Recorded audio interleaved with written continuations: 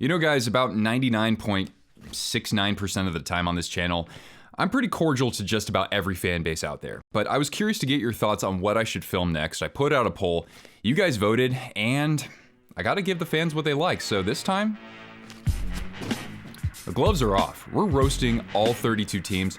I'm not holding back one f***ing bit. I know you guys are gonna keep things totally civil in the comment section. Just remember, don't be Scott. He's a dick. All right, we're gonna start things out with my favorite team, and that's the San Jose Sharks.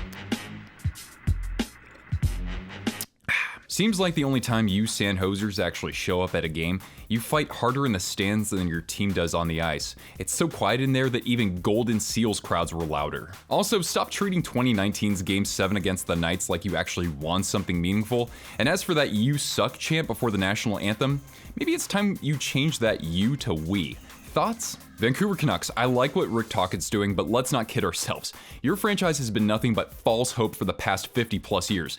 At this rate, you're more likely to win the Stanley Cup than you are the draft lottery. LA Kings, you guys think you're the class of the division after winning 2 Stanley Cups in this century? Let's just totally forget that you couldn't win a cup with prime Gretzky and Robitaille, and that you were basically a doormat for 45 years. Face it, you're still the Edmonton Oilers, bitch. Ottawa Senators, I wanted to make sure I didn't leave them out. Now, there were 58 years between the original Ottawa Senators and that newer version in the 90s.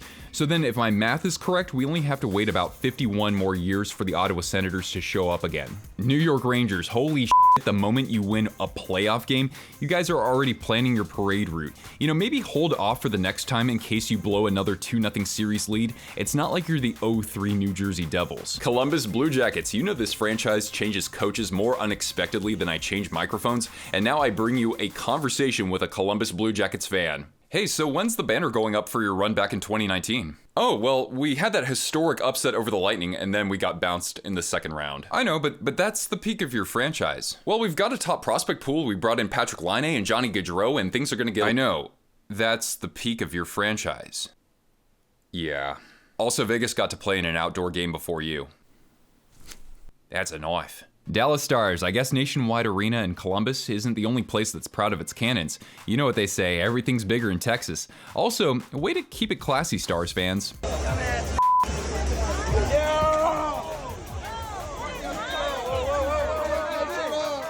Puck around and find out. Speaking of classy, Nashville Predators fans, y'all know so much about your hockey. It reminds me of the time when I went to a game there and the lady behind me was trying to describe when the player was trying to score from behind the net, and she called it a reach around. They don't call it Smashville for nothing. Next team. St. Louis Blues fans, I don't know how you manage to defend Jordan Binnington better than his teammates, but you do. Also, West Virginia is a 9-hour drive from St. Louis, so why are you always singing about it? We want Florida! We want Florida! Oh, Leafs fans, I could just play that "We Want Florida" clip over and over again, but you know what? The last time the Maple Leafs won a Stanley Cup or were even in the final, the first Miami pro sports team, the Dolphins, had just completed their first season. Never mind that Austin Matthews wasn't alive back then, I don't even think that his parents were alive, and don't think you're getting off easy in this video. Winnipeg Jets fans, you're spending $17 million on 30-year-old Mark Scheifele and Connor Hellebuck into the next decade. You're due for a free fall so severe that you might as well change your mantra from true north to true south. Oh, Blackhawks fans, we know that 2010s dynasty is a thing of the past, but I gotta hand it to you. You know how to cover up decades of futility almost as well as your front office knows how to cover up— I'm sorry guys, I was laughing so hard when I came up with that, I was bent over faster than Bedard's mom. And by the way, I know that's all completely bunk. Next team. Pittsburgh Penguins, your offense is so underwhelming that even Matt Canada would make things better. And the way that your geriatric core is aging, the only thing you'll cheer about the next 10 years are the 25 outdoor games that Gary Bettman will give you. Congratulations. There's honestly not much to say about the Kraken right now, but if you celebrate a Stanley Cup, make sure it's not the one that came to your city over 100 years ago. Also, you must really have a thing for tentacles. That's unique. Arizona Coyotes. The only hope I have for your franchise winning a cup is if you get to play the Maple Leafs in every round.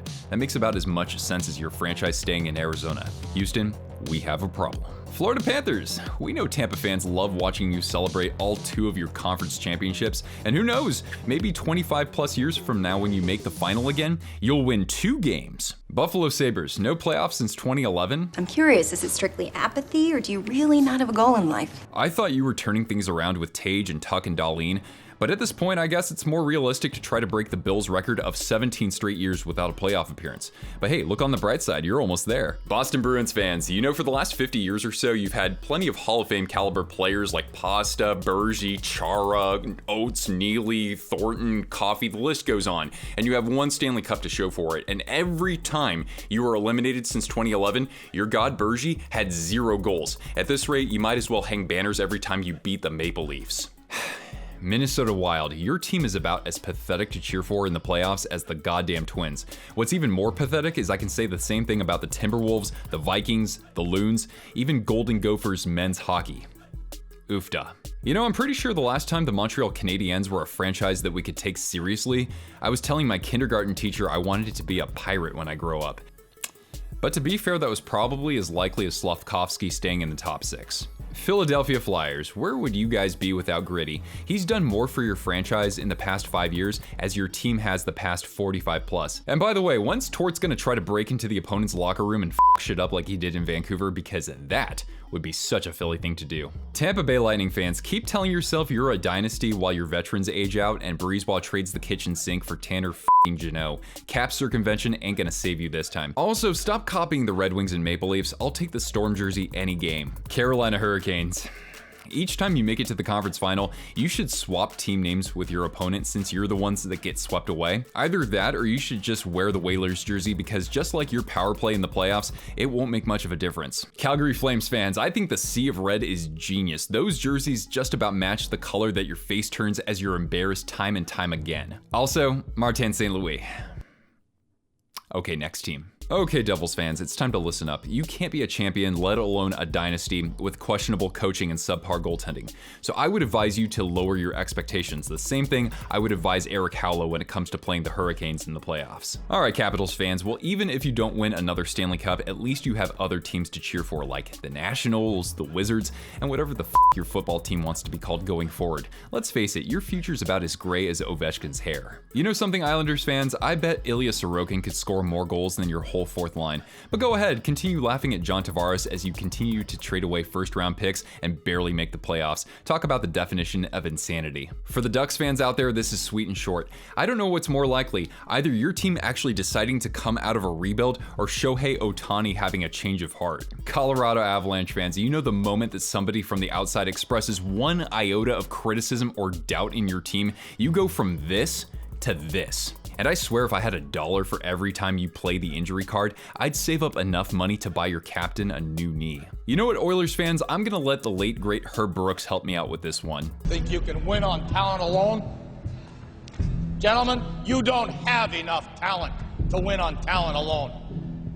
Again. Also, your defense, if you want to call it that, looks more like a couple of monkeys trying to hump a football. At this rate, you might as well be the Elks. You know, Red Wings fans, I could rip into you guys for the last decade plus, but we know that you're the least likely of fan bases to live in the past. Now, I like the way that you're playing, but without a bona fide goaltender, the Michigan Five are bound to fizzle out faster than Kid Rock. And now we get to our final team, the Vegas Golden Knights, and boy, oh boy, I've been waiting to do this forever. You know, I think it's funny you call yourselves the Golden Knights when everything has been handed to you on a silvered platter, and I'm not even talking about the expansion draft because yes, that was a masterclass. Pietrangelo tries to break Draisaitl's wrist and gets 1 game. The NHL has to apologize to you for a controversial call. You pull a good old Tampa Bay so you don't get spanked around by your former coach. Sounds about as legitimate as a telemarketing firm with its own Thai massage parlor. Face the facts, Vegas. Until you take off the training wheels and draft and develop players with more household recognition than Nick Hague, you're anything but a sports franchise. Your medieval times meets Cirque du Soleil on ice with a jersey that makes the Canucks flying V look like the f***ing Mona Lisa.